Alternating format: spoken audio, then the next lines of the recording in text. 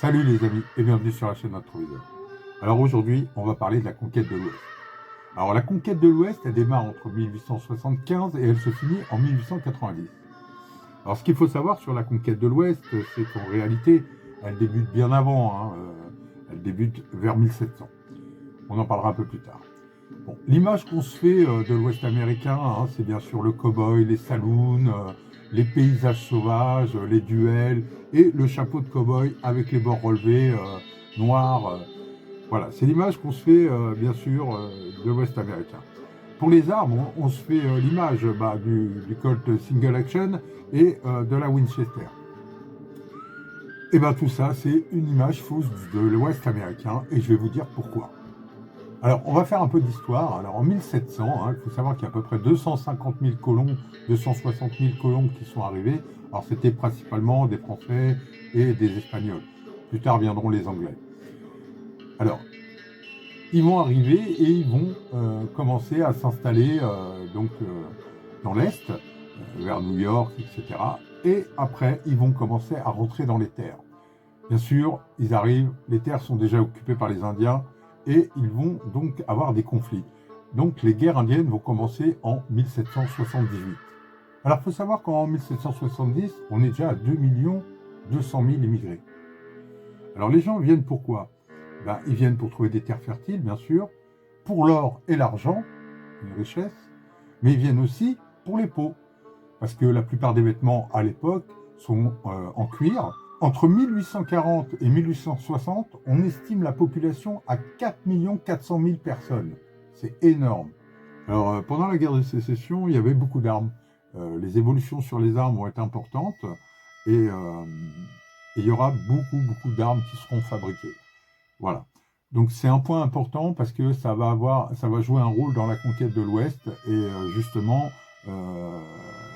des idées reçues.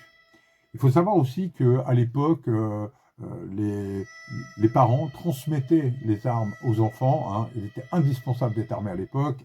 Et tout le monde ne pouvait pas s'acheter une arme. La plupart des gens étaient pauvres. Voilà. Donc on transmettait les armes aux enfants et elles étaient choyées. C'est pour ça que beaucoup d'armes américaines arriveront jusqu'à nos jours. Voilà, on arrive à la période qui nous intéresse, la conquête de l'Ouest. Alors, ce qu'il faut savoir, c'est que la conquête de l'Ouest, en fait, c'est la fin de la guerre de sécession. Vous avez le Nord et le Sud qui vont s'allier dans des grands projets pour aller conquérir l'Est. Enfin, pour les termes officiels, ce sera pour apporter la civilisation, mais en réalité, c'est pour régler le problème des guerres indiennes, donc s'occuper des Indiens en réalité. Alors, vous allez avoir le gouvernement qui va offrir des terres gratuites, des actes de propriété sur une terre qui ne lui appartient pas. Voilà, ils vont offrir et vous allez avoir un afflux énorme de colons sur ces terres. Et vous avez une autre chose qui va être décisif dans la conquête de l'Ouest, c'est l'or et l'argent. Vous avez beaucoup de gens qui vont chercher la richesse, puisqu'il y a de l'or qui a été trouvé dans une rivière, je crois que c'est en Californie ou en Pennsylvanie, je ne sais plus. Ils vont trouver de l'or. Et il va y avoir un afflux énorme de colons pour aller s'enrichir. Alors, pour ça, ils vont faire des grands projets. Vous avez le projet principal, tout le monde sait que le chemin de fer était très important. Donc, c'est le projet transcontinental qui va débuter en 1863 et qui va se terminer en 1869. Alors, c'était principalement pour apporter du matériel dans l'Est américain, et de transporter des gens, mais c'était surtout du matériel. Vous savez aussi la Wells Fargo, les diligences. Alors ça c'était pareil, c'est un système bancaire. C'est pas du tout ce qu'on croit dans les films qu'ils transportent des gens. La diligence c'est pour transporter des gens. C'était plutôt de transporter de l'or, de l'argent et du courrier. C'était surtout ça qui était important. Donc pour la Wells Fargo, elle ne se faisait pas son beurre en transportant des gens. Ça, c'est pour la partie conquête. Donc, on met en place des choses pour aller conquérir les territoires et motiver les gens pour aller conquérir ces territoires. Pour vous donner une idée un peu de la violence qu'il y avait dans l'Ouest américain, c'était hyper violent. Et pourquoi il fallait être armé absolument? C'est que l'espérance de vie dans l'Ouest américain à cette époque-là, elle était équivalente à un soldat d'infanterie pendant la guerre du Vietnam. Donc je ne sais pas si vous imaginez un petit peu la boucherie que c'était. Vous aviez peu de chances de survivre. Alors bien sûr, il y avait les attaques des Indiens, hein, parce que les Indiens, ils avaient de bonnes raisons. Hein. Quand sont arrivés en 1700 les colons, il y avait 75 millions de têtes de bétail de bisons. À la fin du 19e siècle, l'espèce était pratiquement éteinte. Donc c'est pour vous donner une idée. Alors bien sûr, ils ont chassé le bison énormément parce qu'on avait besoin de peau, hein, principalement, hein, des peaux pour faire des vêtements, hein, mais aussi de viande pour nourrir les gens. Donc ça a été une boucherie et ça a été un gros massacre, le massacre des bisons. Alors le massacre des bisons, il a aussi un autre intérêt. Ça libérait des terres pour cultiver. Donc ça permettait aux éleveurs d'avoir des espaces pour leur bétail. Alors pour ouvrir les routes vers l'ouest, qu'est-ce que va faire l'armée? Ils vont envoyer des militaires, ils vont envoyer la cavalerie, et ils vont construire des forts. Alors ils vont ouvrir les routes, et ils vont construire des forts tout au long de ces routes pour protéger les colons. Alors maintenant, on va parler de l'image du cow-boy. Alors vous imaginez tous les cow-boys avec une grande gabardine, un beau chapeau noir avec les bords relevés, des bottes avec des éperons, etc. C'est l'image que en fait le cinéma a donnée aux cow-boys. En réalité, les cow-boys n'étaient pas du tout habillés comme ça. Ils avaient souvent des jambières en peau de mouton ou en cuir. Ils avaient un chapeau, un très grand chapeau pour se protéger de la pluie et du soleil, qui était relevé sur le devant. Alors pourquoi il était relevé sur le devant? Parce que souvent quand vous étiez au galop, votre chapeau se relevait. Hey, oublie pas ton chapeau. Dans l'Ouest, tout le monde porte un chapeau. Mais quand ce couvre-chef est orné d'une bande en peau de crotale, ça veut dire que son propriétaire fait partie d'une bande qu'on appelle les cow-boys. Il va falloir que vous révisiez vos tablettes sur les cow-boys. Je parie que pour vous, ce sont des héros, comme dans les films de John Wayne. Faux.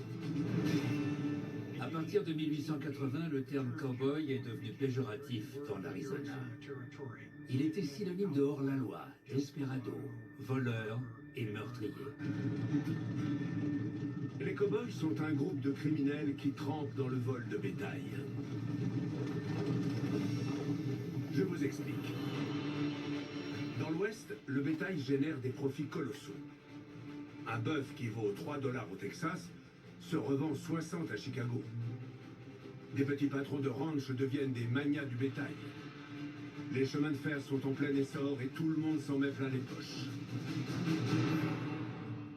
Mais quand une série de sécheresses, d'épidémies et d'hivers rigoureux déciment les troupeaux du Texas, une bande de hors-la-loi venue de l'Arizona se met à voler du bétail au Mexique.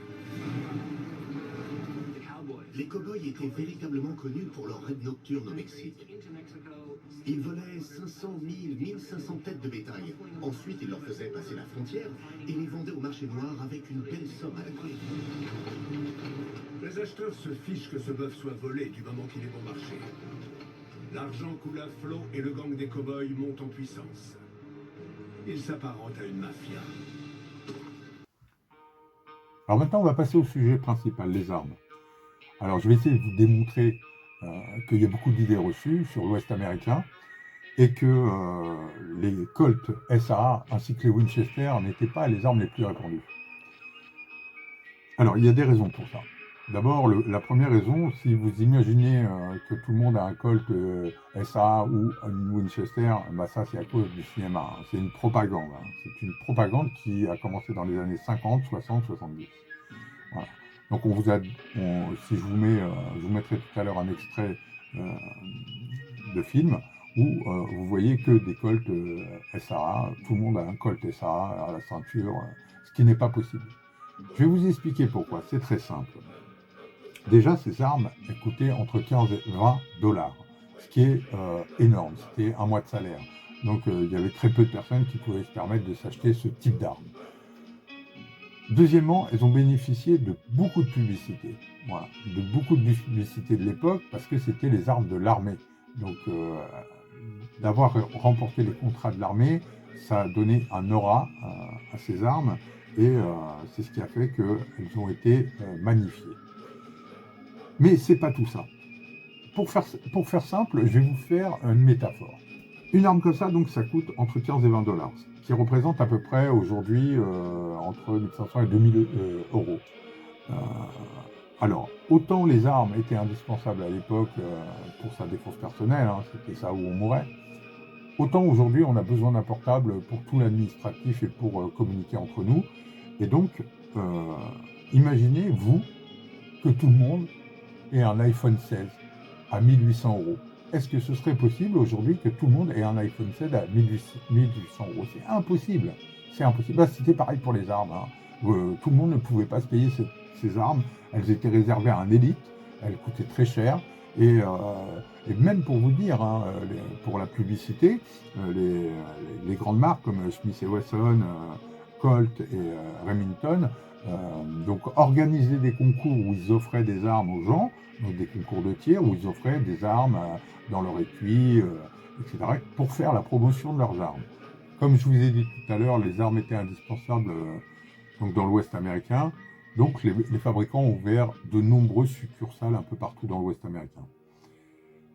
Il y avait toutes sortes de marchands d'armes. Hein. Il ne faut pas s'imaginer qu'il n'y avait que des magasins Colt ou Smith & Wesson. Hein. Il y avait toutes sortes. Hein. Il y avait des petits fabricants, Yves Johnson, etc., qui d'ailleurs vendaient des vélos et des armes. C'était très diversifié. Il ne faut pas s'imaginer qu'il n'y avait que des grands fabricants. Hein. Il y avait des centaines et des centaines de fabricants d'armes. Hein. Donc, il y a très peu, comme je vous l'ai dit tout à l'heure, de personnes qui pouvaient se payer des Colt ou des Smith & Wesson. C'était des armes qui étaient réservées à une élite. Ce qui va se passer, c'est que, comme je vous l'ai dit, le cinéma va promouvoir ces armes-là, alors qu'elles arrivent seulement vers le milieu de la conquête de l'Ouest. Donc on s'imagine bien qu'il y a une histoire avant, hein, notamment pour la guerre de sécession, il y avait de très bonnes armes comme le Remington, donc il y a très très peu de chances que vous ayez tous les cow-boys qui ont des Colt ou des Smith & Wesson. C'est quelque chose de quasiment impossible. Même si ces armes elles ont été fabriquées en grand nombre, elles ont été fabriquées en grand nombre, pourquoi? Principalement pour l'armée.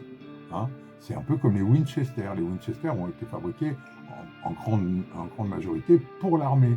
Donc c'est cette image de l'armée et de la romance de l'Ouest américain qui a fait que ces armes sont devenues des symboles de l'Ouest américain.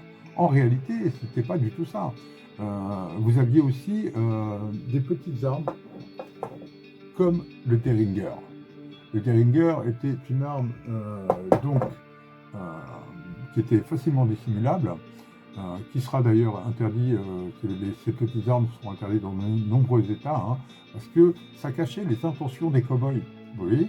Donc vous arriviez, les armes étaient interdites, mais vous aviez une arme sur vous quand même parce qu'elle était dissimulable. Donc les grandes armes, comme on voit en général, hein, tous les fabricants avaient des grandes armes en général, elles étaient bien visibles et elles étaient attachées à la ceinture.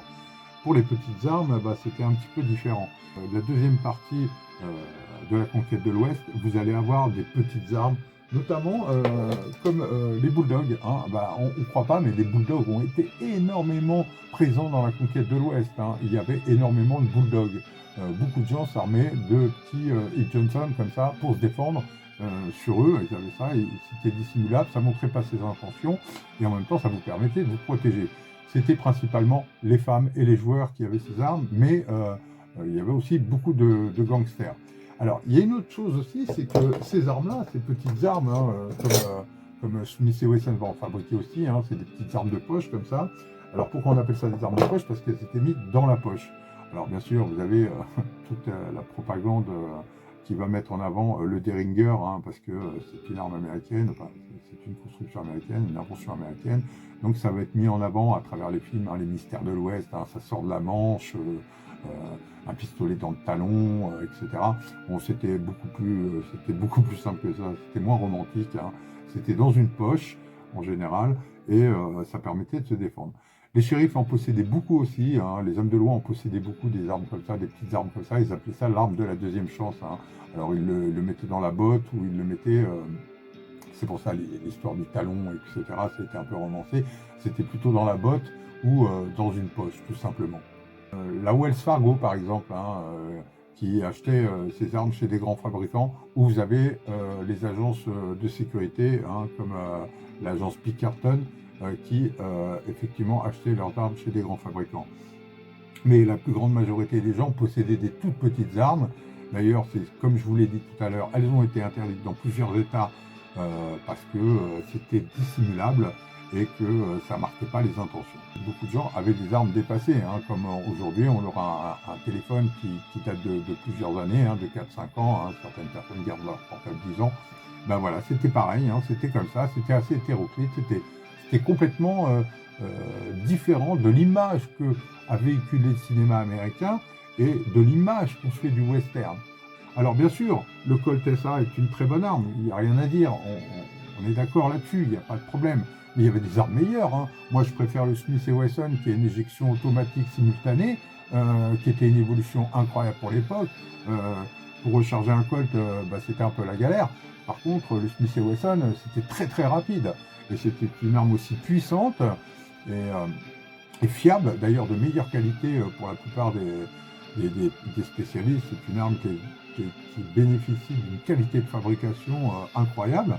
Donc, si vous voulez, on a une déformation de la vérité qui m'a beaucoup fait du mal en tant que collectionneur. Voilà. Donc, c'est cette période qui était intéressante à vous faire découvrir avec un autre regard. Et j'espère que mon travail vous aura plu et que vous mettrez un petit pouce, les gars. Et puis, je vous retrouve pour la suite. Hein. La suite, ça va être les armes longues, hein, notamment sur la Winchester. Cette idée reçue qu'il n'y avait que des Winchester, alors qu'il y avait des fabricants comme Marlin, Savage et bien d'autres qui ont fait des leviers sous garde. Et bien sûr, les armes, les canonciers, hein, qui étaient bien plus présents que les Winchester dans l'Ouest américain. Et c'est complètement l'image qu'on se fait fausse de ces armes-là. Je vous ferai un sujet là-dessus. Voilà les amis, j'espère que cette vidéo vous aura plu. Alors n'hésitez pas à liker et à bientôt. Wyatt vient d'avoir 13 ans. Son père est absent la plupart du temps. Virgile est au front. C'est donc à lui de protéger la famille. En particulier son petit frère, Morgan. Pendant la guerre, Virgile s'est engagé dans l'armée de l'Union. Mais Wyatt et Morgan étaient trop jeunes pour en faire autant. Ils étaient extrêmement proches. Et ce lien est essentiel pour comprendre la personnalité de Wyatt Earp. Wyatt a peur des attaques confédérées. Alors il s'entraîne au tir pour pouvoir défendre les siens.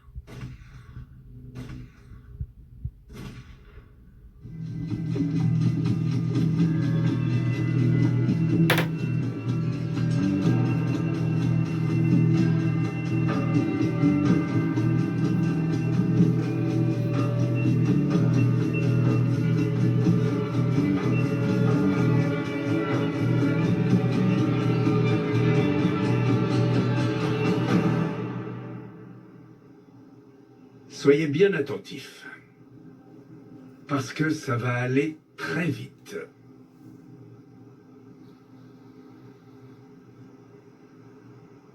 Wow, pas de ça!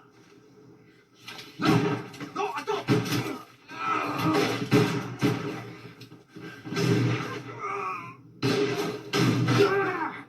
Wyatt, mais tu vas t'insulter, tu vas! Dégage de là!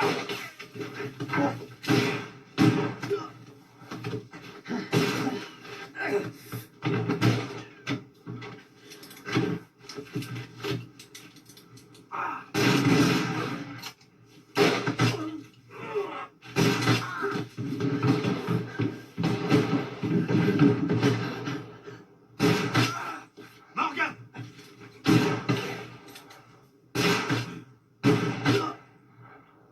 Morgan!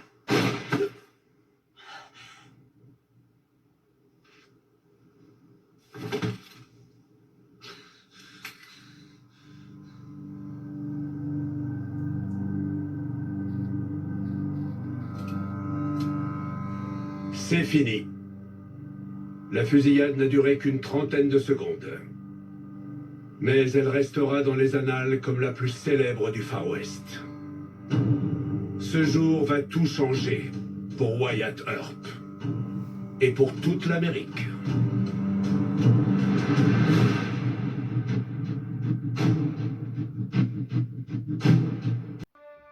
Je voulais finir, les amis, pour vous dire que c'est un petit peu dommage qu'ils mettent que décolleté SA. Et d'ailleurs, dans ce soi-disant documentaire, il y a des erreurs vraiment grossières et je trouve ça un petit peu inadmissible. Mais il ne faut rien enlever à Colt. Ils ont fait leur travail, hein, ils font leur promotion. D'ailleurs, le Colt 95 sera une excellente arme, qui sera le premier revolver barillet basculant. Donc, on peut rien enlever à Colt, mais un petit peu aux historiens, enfin aux historiens Netflix, hein, les historiens modernes, et au cinéma américain qui travestit la réalité. Voilà les amis, allez, à plus tard.